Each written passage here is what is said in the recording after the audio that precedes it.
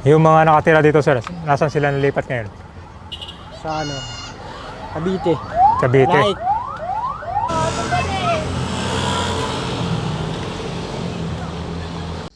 Daang-daang bahay ang nawasak para sa gagawing bagong elevated expressway. Ito na ang NLEX C5 North Link. Una nating na-update dito sa may malapit sa Mindanao Toll kung saan kasalukuyang malaki na yung progress. May structure na, may mga girder. At ngayon, itong part 2, pakita ko sa inyo itong mga bahay na na-demolish. Ito marami to. Mas marami pang bahay ang wawasakin ito dahil ito hanggang Quirino Highway pa to siya. Nandito na tayo sa Katipunan Avenue. At ito na yung part 2 natin. Dito pakita ko sa inyo itong mga barong-barong na na-demolish. Yung pang mga bahay doon. Parang nakatayo sa second floor, no? Doon sa itaas ng kanya, adobe. Ay, ito na pala, oh. Grabe, oh. Dami naubos dito.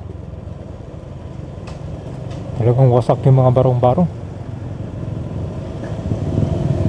Ito guys, oh. Ayun, oh. Grabe yung mga salabat-salabat wire dito. Ayun pala. Walang naiiwan. O ba yun, no?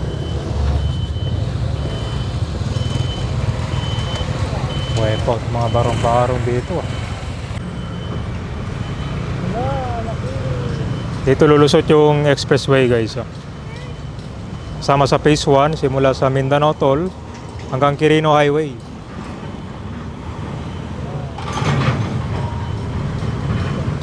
Yung mga hindi kasama dito sa project, hanggang dito lang yun, oh. Diyan lang yung boundary.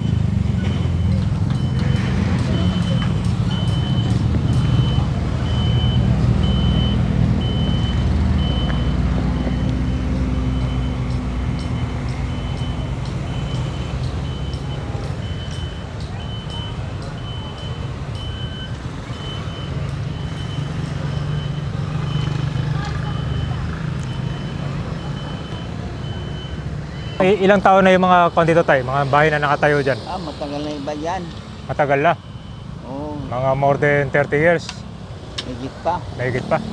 Ito tayo, kwento tayo, adobe. Ay. Adobe yan dyan, no? Adobe ba yun? Parang malaking bato, no? Siminto yan nga. Mga lublak na inano. Ah, okay, okay. Ang bilis pala tayo, no? Dati may bahay pa to dito, no? Demolish na pala, no? Kasama kayo sa natamaan ng bahay tayo. Oo. Saan kayo malilipat ngayon? Ano ito? Ginagawa kasi tulay ito. Tulay.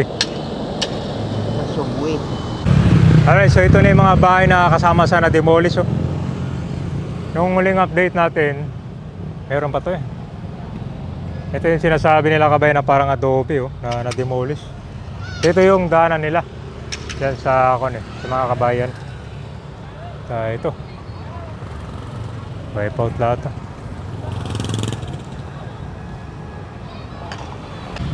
So meron pala sila isang akyatan dito, oh. Yan, kita mo yun, no? Yan yung isang akyatan nila dito.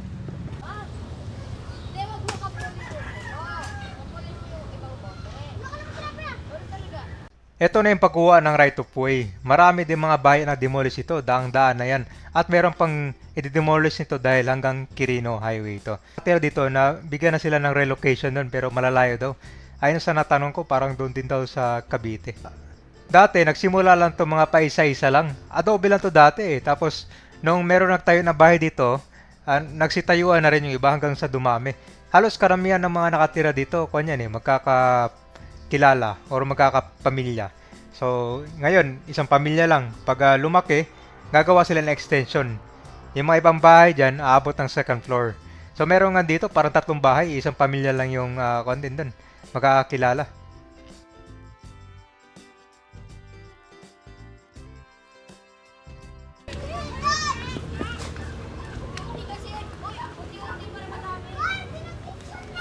Dito pala nakatayo mga karamihang bahay, guys, no? Diyan sa may adobe.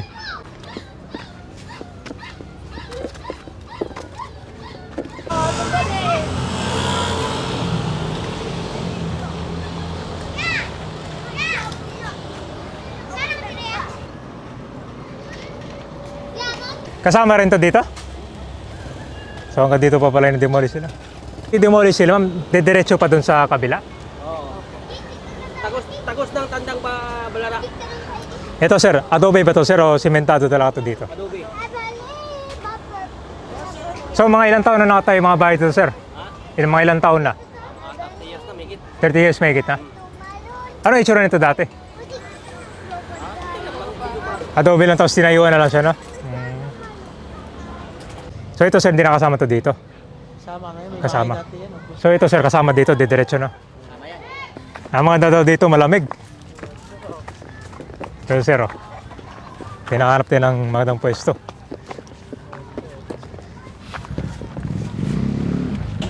Ito sir, private na dito. Wala yan, kasama pa rin.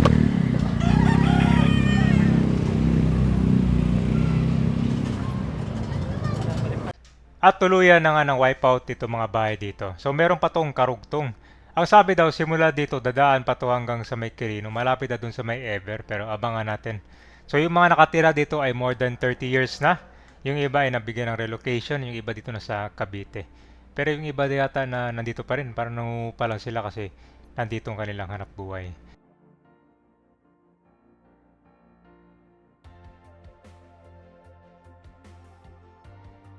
Medyo delikado din itong tinayuan nila mga bahay. Alam nyo bakit? Kasi mataas siya eh.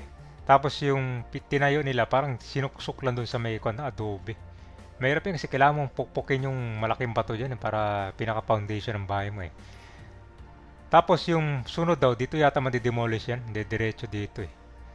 Papunta na ng Quirino Highway yan.